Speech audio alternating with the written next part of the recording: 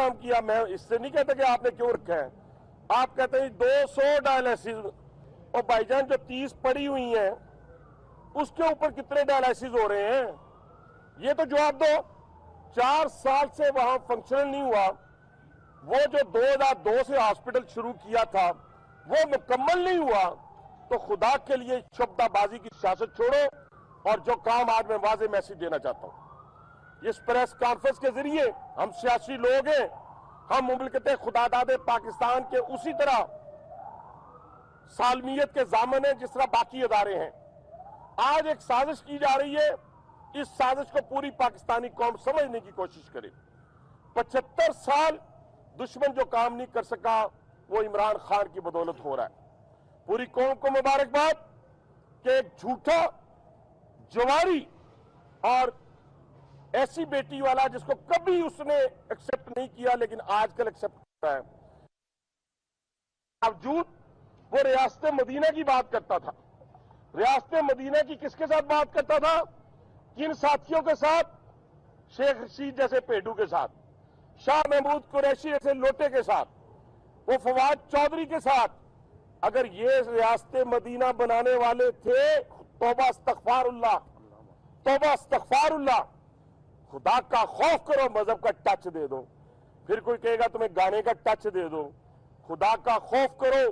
अब मैं आता हूं, पाकिस्तान के अदारे हो, अदालतें हो, फौज हो, इलेक्शन कमीशन हो, इस पाकिस्तान के अंदर पुलिस का डिपार्टमेंट हो, इस मुल्क के अंदर कोई ऐसा अदारा जो आईनी तौर पे अपनी हैसियत रखता है उसको कमजोर करने की हर कोशिश को नाकाम करेगी।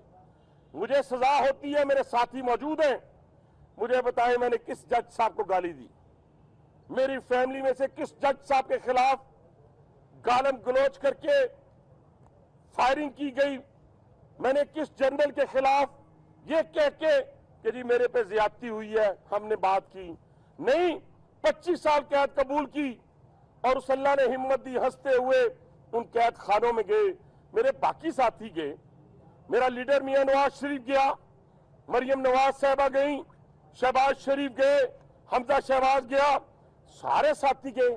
ख्वाजा साद रफीक 3 साल से नजदीक दोनों भाई जेल की कार कोठरियों में रहे।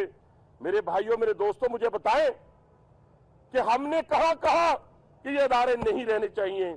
आज दुश्मन की साजिश को कामयाब करने के लिए मासूम ज़हनों के अंदर, राहत क़दूसी साहब, मासूम ज़हनों के अंदर वो एक सरायत कर रहा है, एक ऐसी चीज सरायत जहर कर रहा है, पॉइजन, कि वो अपने इदारों के खिलाफ खड़े हो जाए।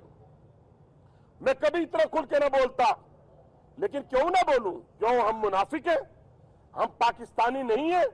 हम इस पाकिस्तान से हमारी मोहब्बत है, हमारा प्यार है, और ये इंस्टीट्यूशन जितने भी हैं वो पाकिस्तान की सालमियत के जामिन है।